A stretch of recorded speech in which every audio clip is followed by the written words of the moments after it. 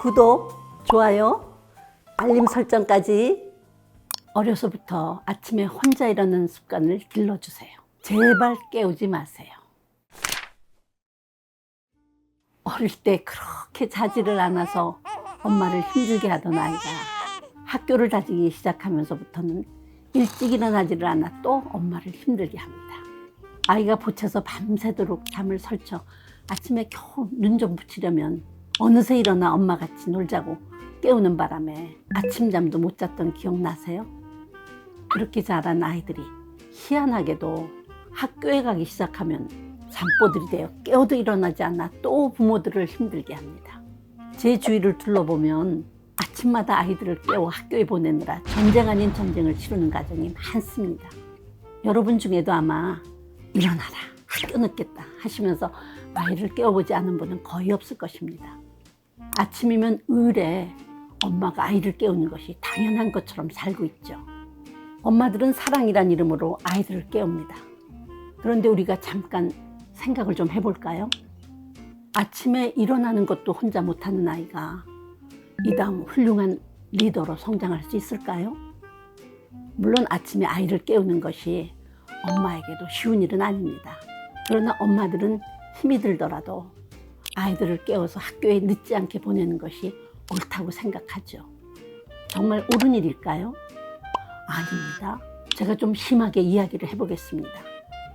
아이를 깨워주는 것은 아이가 스스로 해야 하는 것을 엄마가 박탈하거나 빼앗는 것입니다.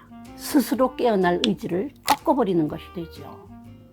아직은 아이가 어리니까 우선 학교에 늦지 않도록은 해줘야 하니까 이러시면서 아이를 위한다는 부모님들의 그 사랑 넘치는 행동이 아이들에게 나쁜 습관을 길러주고 있답니다.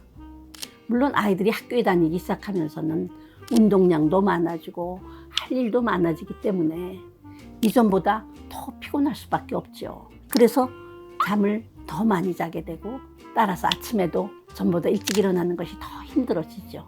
그래도 등교는 정시에 해야 하고 학교에 가고 안 가고는 전적으로 아이 자신의 문제라는 것은 분명히 해두세요. 며칠 전 일입니다. 제가 치료를 받기 위해서 대학병원에 갔을 때인데요.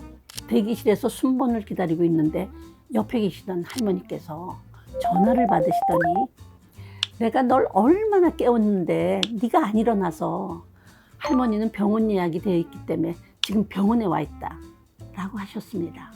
그런데 전화 속에 손주는 있는 대로 화를 내고 자기를 깨우지 않았다고 할머니에게 소리 지르고 난리를 부렸습니다.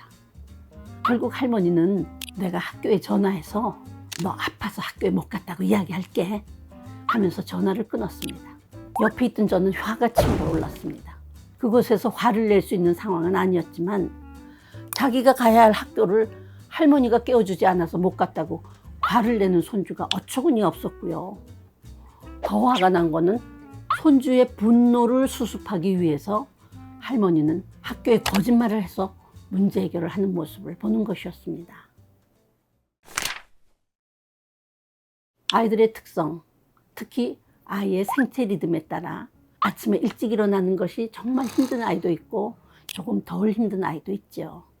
물론 타고난 생체 리듬이 중요하지만 아이들이 학교에 다니게 되면 정해진 시간에 등하교를 해야 하고 싫건 좋건 학교의 규칙을 따라 생활을 해야 합니다. 학교 생활은 개인이 마음대로 할 수 있는 일이 아니기 때문에 이러한 규칙은 아이가 입학을 하면서부터 철저하게 지킬 수 있도록 부모님께서 잘 지도를 해야만 합니다. 그런데 많은 가정에서 그 규칙을 지키는 것이 부모의 책임인 것처럼 살고 있어서 답답할 때가 많습니다. 부모님들께서 그동안 아이들을 키우면서 한번 안 된다고 했다가 다시 하도록 내버려 둔 경험이 얼마나 있으신지요? 물론 한번 한계를 정해서 안 된다고 한 것은 절대로 안 된다는 것을 아이들에게 알게 해줘야 하지만 아이가 자꾸 귀찮게 조르거나 또 손님이 계신데 그런 불편한 상황에서 떼를 쓴다거나 상황이 달라지면 슬그머니 하도록 내버려 두었던 경우가 많았죠. 아이들이 어려서 천방지축 위험한 것도 모르고 행동할 때는 그건 안 돼, 거기 가면 안 돼, 그렇게 하면 안 돼. 그렇게 얘기를 했었지만 또 부모님 자신의 기준이나 행동이 왔다 갔다 하면서 허용한 적도 있고, 또 아이가 이번 딱 한 번만 오늘만 하면서 조르면 그 성화에 못 이겨서 허용을 한 적도 많죠. 뭐 안 된다고 했다가 허용을 한다고 당장 큰일이 일어나는 것은 아닙니다. 그러나 이런 일이 되풀이되면 우리도 모르는 사이에 부모님은 권위를 잃게 되고, 이러한 경험이 많아지면 아이들은 부모님의 말씀을 신뢰하지 않게 되죠. 이런 경험이 많은 아이들은 엄마가 이제 안 깨운다 라고 해도 분명히 엄마가 또 깨울 것이라고 믿기 때문에 다시 잠을 청하고 일어나지를 않습니다. 그뿐인가요? 학교에 늦지 않게 가라고 자녀를 계속 깨우면 아이들은 학교에 가는 것이 자기들이 알아서 자발적으로 해야 할 일이라고 생각하지 않고 마치 부모님을 위한 일인 것처럼 오히려 세도를 부리기도 하죠. 과연 무엇이 아이들을 위한 것일까요?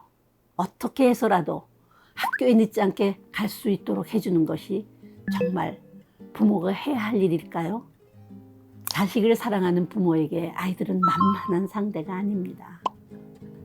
사랑하는 상대에게는 저자세가 될 수밖에 없으니까요.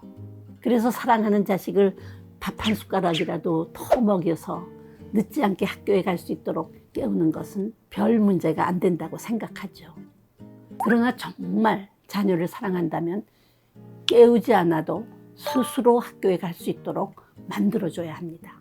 혼자 일어나도록 좋은 습관을 길러주는 일은 아이가 늦지 않도록 깨워주는 것보다 훨씬 어렵습니다. 그러나 부모님들이 반드시 해주셔야 할 과제입니다. 아이가 지각을 하거나 너무 늦어 아이의 유치원이나 학교에 못 가는 날이 있고 결석 지각으로 학교에서 혼이 났다고 해도 아이 앞에서는 의연해지세요. 아이의 인생을 길게 보면 학교에 하루 이틀 못 갔다고 큰일이 나지는 않으니까요. 아침에 일어났는데 우리 엄마는 전혀 도움이 안 된다고 생각이 들면 아이는 스스로 일어날 수밖에 없습니다.